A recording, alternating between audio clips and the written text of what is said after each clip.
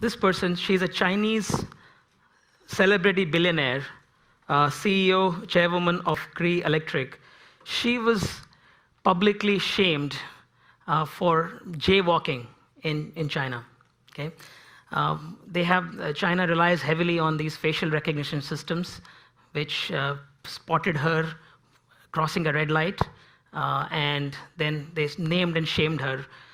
Eventually, it turned out that the facial recognition systems picked an image that was on the bus as an ad on the bus. It picked it and thought that she was doing the jaywalking, and this became big sort of news in China because she's a very famous person, and she was famous for having not skipped a single day of work in 26 years. She had these really great qualities about her, sacrificed a lot of family life to build the business and so on.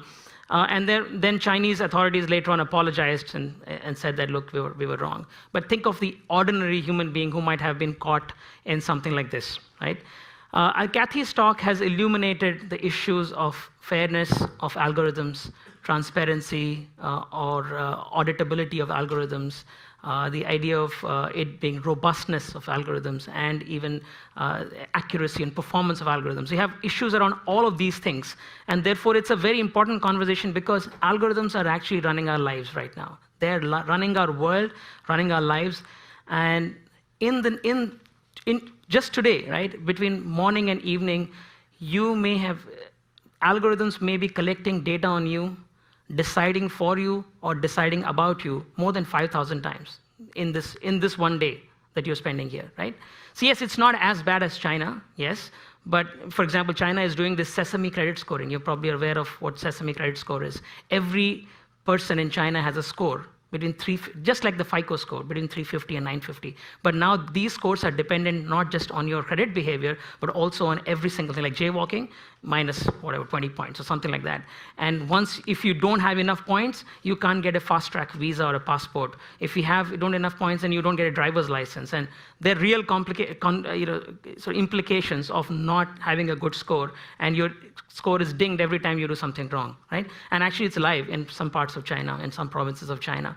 So algorithms are beginning to run our lives, though not as much as in China, but maybe a little bit better here in the US and the rest of the world, but they are important. Because like Kathy has mentioned, it's not that human beings don't have biases. Human beings have biases all the time. What algorithms are doing they're taking those biases and systematizing them, institutionalizing them, and then scaling them ad infinitum, right? They're infinitely scaling those same biases, right? So it's not that algorithms will go away. In fact, they are getting better. They are taking an increased part of our lives, and they're actually performing supremely in a number of different examples across the world, right? So a few examples I'll share with you. Image recognition, they're already better than human beings, right? A few years ago, this was not the case, but now they're getting better, and they're improving every year, right? So even this slide, as soon as it's created, is already dated, right? AlphaGo, AlphaGo created by DeepMind, they defeated in the game of Go 4-1 the then current champion Lee Sedol, right?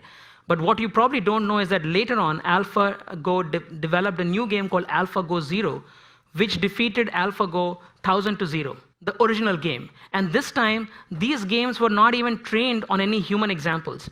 AlphaGo Zero, and then eventually it became AlphaZero, was basically trained on itself. It started playing the game with itself, right? Two versions of AlphaZero playing with itself, and after millions and millions of games, learned the game, understood the game, and started becoming really, really good at that game, right? If lip reading, breast cancer, all these examples are there. Let's take chess as an example. AlphaZero defeated the game Stockfish 8, which is now Stockfish 9 is around, but Stockfish 8 was then the world's best chess program, developed over 20 years after Kasparov was defeated by Deep Blue in 1997, right? This one defeated, out of 1,000 games, 155-6. That was the statistic vis-a-vis Stockfish, right? And the interesting thing here is that Stockfish uses more rule-based, the traditional algorithms, but computes millions and millions of possibilities. Within a second, it does 60 million computations and then picks the right move. Whereas if you look at someone like AlphaZero, they only look at 60,000 options in a second. And a human being looks at about 100 options. So between human to machine continuum, yes, we had this really brute force computational algorithms that were breaking and beating human beings, but now we have more and more machine learning and deep learning algorithms that are actually getting closer and closer to human beings in terms of how they process data and information. So there is a lot of excitement that is there as far as AI is concerned. But the one thing that you'll notice about all these examples is that the objective function is rather clear. The problem you're trying to solve is rather clear. The design is very clear. In many other cases, it doesn't work. And I'm going to touch upon this as we progress with this discussion.